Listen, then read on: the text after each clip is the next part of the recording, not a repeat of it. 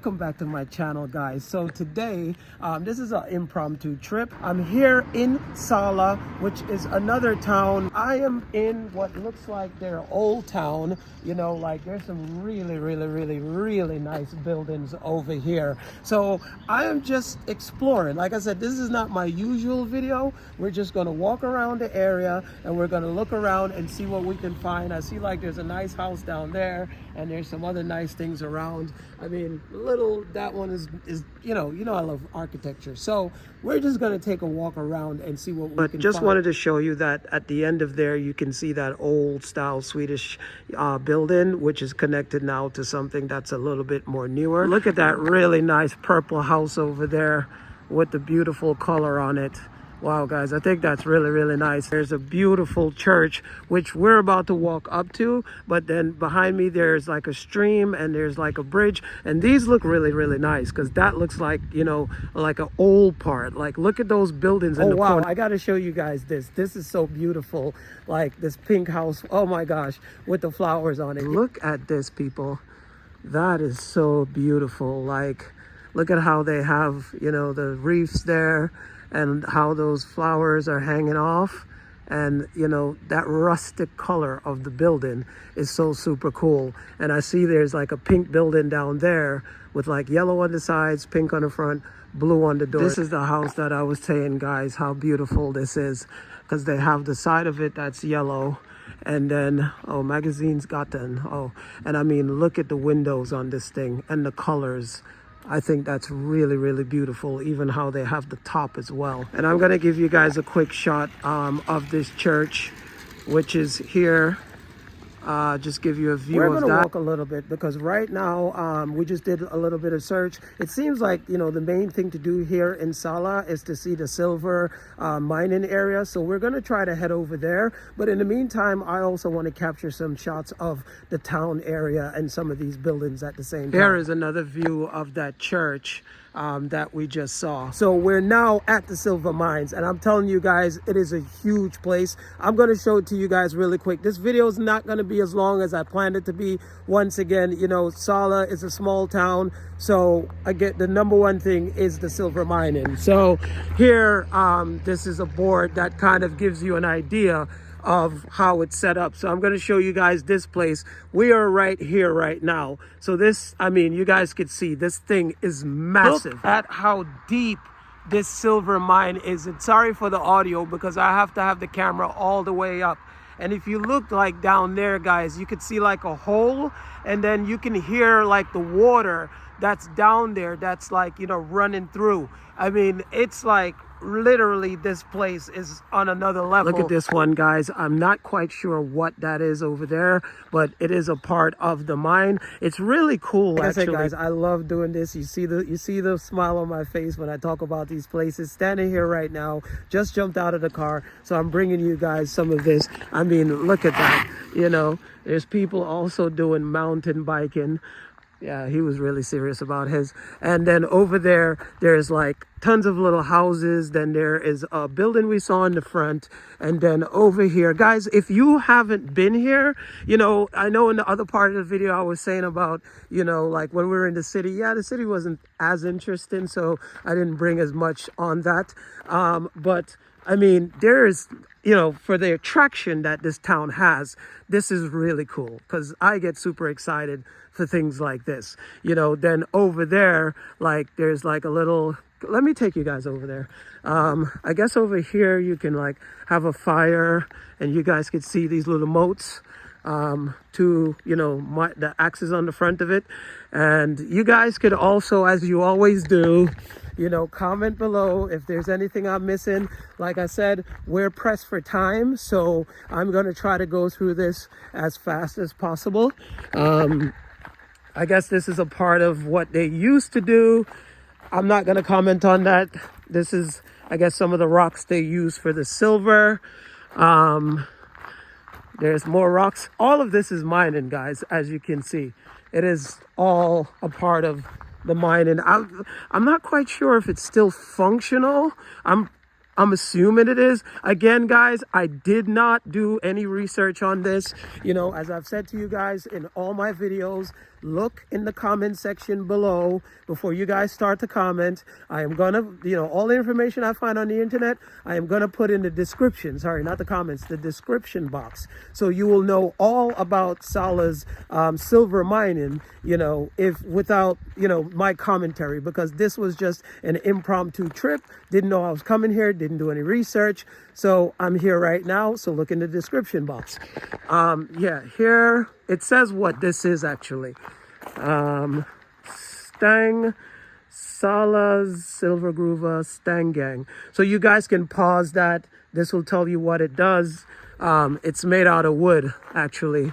Very articulate machine that is made out of wood. So I'm assuming it's some type of motor that's spun and, does some type of function to manufacture the silver. I'm not sure what this is, but I guess it's like an entrance to like another mine. Yeah, that's what it looks like in here, guys. I'm not going to go in there because I don't know what kind of creepy crawlers could be in there. But you guys get to drift and see. Now that the summer is here, right? And if you guys are looking for anything to do, I believe Sala is probably about 2.5 hours from Stockholm. Don't quote me on that, guys. But if you're, it's a lovely day, and this, as I've said before, I think this is the warmest day it's been, because usually it's warm, but then if the sun is not out, then it gets cold again. But as right now you guys can see, I'm really happy for it. It's that the sun was out earlier, it was amazing.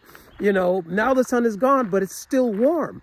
So it gives me an indication that the summer is arriving. So if you guys are looking for anything to do, or just to do a little road trip, it's very scenic coming here. Again, I wasn't planning this trip, so I didn't do any recording to show you guys the views coming here, all the beautiful red houses we passed, the beautiful lakes, the beautiful forests, so I didn't get a chance to do any of that because, again, this wasn't planned. It was just a last minute thing. So now we're inside it looks like the silver processing area. Over here is one of the barrels, I guess, that they put the rock in, and it was like on a thing like the trains do, and they would put all the rocks, as you see over here, inside. And I'm not sure what this thing is. Quite interesting. This is the same building that we just saw, and it says from 1621 to 1887. And guys, these, if you're not Swedish, and if you are Swedish and most of you didn't know, these are the things that made your country really, really wealthy. It's the silver mining, the copper mining, and the lumber industry. Look at this shaft down there. It has a depth of, I think, 180 meters, guys. Look at this shaft, how deep it is. I mean, can you imagine that men went down in there and mined that deep into the earth to bring silver to your tables? Wow, this is just absolutely amazing. Here, it gives you the information about the shaft, so you guys could pause that and read it. It's also here in English. The things that I love about living in Sweden and also traveling, because I'm learning so much about things and processes that I never, had I just been in New York and just living my life, working in a corporate job and, just going about my business, it's like, whoever thought how silver was produced? I mean, really, like, whoever thinks about that? It's like when you live in a city and, you're caught up in your life and your busy day-to-day grind, none of these things comes to your mind. The processes and how it helped countries and built nations and things like that. But when you have the time to travel and you go to see different things in different places, these things come to you. So that's why it's important, guys. Every single minute and all the time the free time that you get, use it to gain more information and more knowledge and spread love to the world. And this building that I showed you guys before, so this is a hostel, so you could actually stay here. I'm sure once you go on the website where it says Sala Gruva, it'll give you all the information. And over here, this is an old building. Looks like it's from that time. And there's a sign that tells what this place is or what it used to be, because it clearly isn't doing much right now.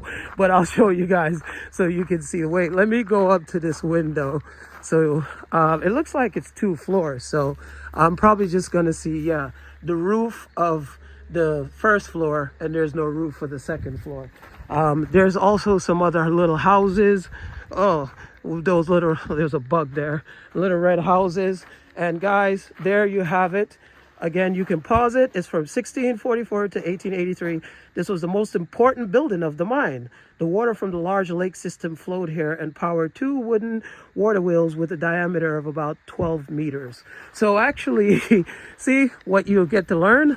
This was the most important building of the whole entire mine that we're walking through right now. And guys, this place is massive. Like, we haven't even covered half of it yet, and we just got here. Just gonna take a quick look at this castle-like structure that's behind there. So I'm around the back, but I don't see any information on this place or what this part of it used to be. It clearly looks really, really old. This part of it obviously is really new. Look, you still could see a little bit of the water, but I can imagine that back then the water was a lot higher than this, and you know, because you could see the depth of how they dug it. So the water probably flowed all the way up in from there, you know, really, really high. But now that it's not in use anymore, I'm sure it's either dammed up or they stopped the flow of the water. Here, guys, you can see.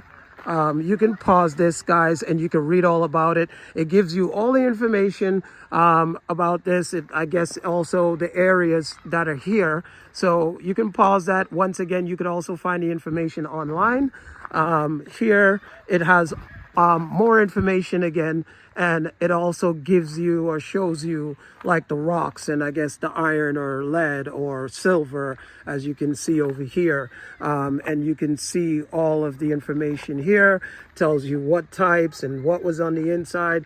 Picture of, you know, from the back in those times, the actual mine and how it was working. So let me just back up and give you guys a better shot. You guys can pause that. If you can read that, you could also go on their website and it'll give you more information. Just found some information about the tower that you guys saw there. And it says this was a turbine house, was built towards the end of the 1870s in order to improve the energy supply to the mine region. Power was transmitted by means of a belt of the adjacent workshop. An electric generator was connected to the turbine around the 1900s. So there you have it. That's what that tower was. Would be cool to go inside and see what's in there. So here I give you guys a shot of the shaft down here. Look, guys. So it's closed. This is what the work people used to use. And so I showed you guys from when I was on that side that down there, there's a shaft. There was a really deep shaft that's 180 meters. So I'm assuming, you know, this is the stairs that they would use to go down. And you could see there also, there's like a building of a moat and there's like an opening. So I'm assuming there's another shaft underneath this, because this thing over here says Dr. Christina Schach. So I'm going to take you guys to the front, and we're going to see there's another building in the front that I really want to show you guys. So just want to show you guys this, you know, this Dr. Christina Schach, what I just showed you. This is the information here about really this. Quick view from this side of the shaft. So as you saw, we were over there, and the mine at least, not the shaft. Maria thinks this clock here was the clock that told the miners when it was lunchtime, when the day began, and stuff like that, because it's very significant. Actually, it's a beautiful clock. I'm just gonna let you guys read through this. The sinking of Gustav III shaft began 1775 and is now 267 meters deep. You guys can pause that, read about it, because we're about to, the doors open. So I'm gonna take you guys in to see, have a look at Gustav III's shaft. Wow. Wait. Oh, there's something, they have a, like a, you know, audio. Oh, shoot. Look down there, guys. It is so deep that you can't even see. Wow. Look, and there's an elevator that goes down the shaft. Guys, this is just on another level. Like the lengths that people went to like get silver, to, you know, the production of silver. It's like there you could see how they burn it and things like that. I mean, guys, there is here. Oh, well, there's a remote control. I was like, here it looks like a shovel, but no, there's a remote control. And look at this. It's like, yeah, that is insane. I mean, guys, 267 meters. It's so deep that it's black, and they take the shaft down to the mine. That is insane. You can pause it, guys, and read about it. I'm sure this is more information than you're going to find on the internet. And this house is the Empire style, was built in 1823 to 1829. It was originally used as a mine office. The silver mine was reorganized. You guys can pause that, read about it. There is the Gustavus III's mine again, which is 267 meters. And that used to be a mining office. Oh, the sun is coming back out now, which is quite nice. I'm going to take you guys over here as the last part of the trip as we're heading out. And this is another house. They're all in the same style as you look at these houses. And this one, Gruvstugan, the mine cottage, was built around 1670 as the premises and meetings of the mine's court. So you guys could see that. Let me back up and give you another view. I mean, you know, they're all the same style. The clock is going, guys.